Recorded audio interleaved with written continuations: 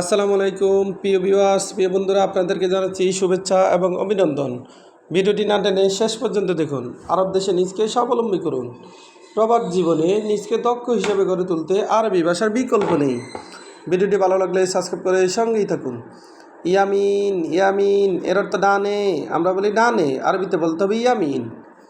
ইয়াসার ইয়াসার এর অর্থ বামে, আমরা বলি বামে, আরবিতে বলতে হবে ইয়াসার।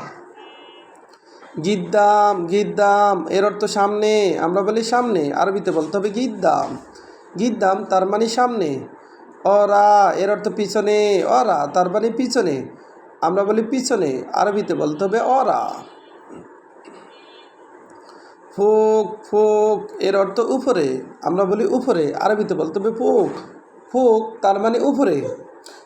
তাহাত তাহাত এর অর্থ নিচে, আমরা বলি নিচে, আরবিতে বলতে হবে তাহাত।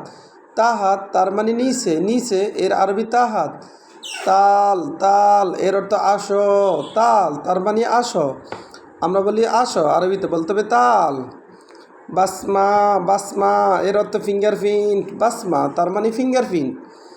ইসবা ইসবা এর অর্থ আঙ্গুল, ইসবা তার মানে আঙ্গুল, আমরা বলি আঙ্গুল, আরবিতে বলতে হবে ইসবা। ইয়াদ ইয়াদ এর অর্থ হাত, আমরা বলি হাত, আরবিতে বলতে হবে ইয়াদ। ইয়াদ তার মানে হাত। আবার দেখুন, ইয়ামিন ইয়ামিন এর অর্থ ডানে, আমরা বলি ডান দিকে, আরবিতে বলতে হবে ইয়ামিন।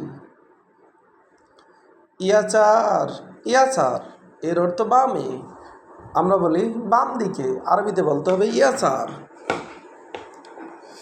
গিদ্দাম গিদ্দাম এর অর্থ সামনে, আমরা বলি সামনে, আরবিতে বলতে হবে গিদ্দাম।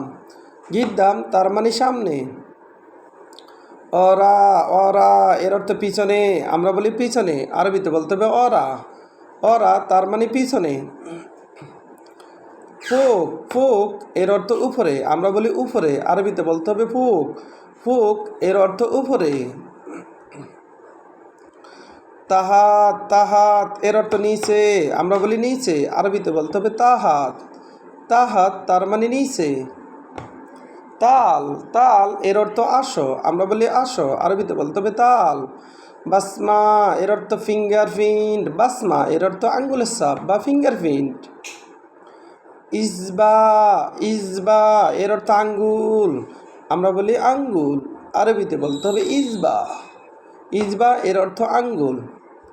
ইয়াদ ইয়াদ এর অর্থ হাত, আমরা বলি হাত, আরবিতে বলতে হবে ইয়াদ।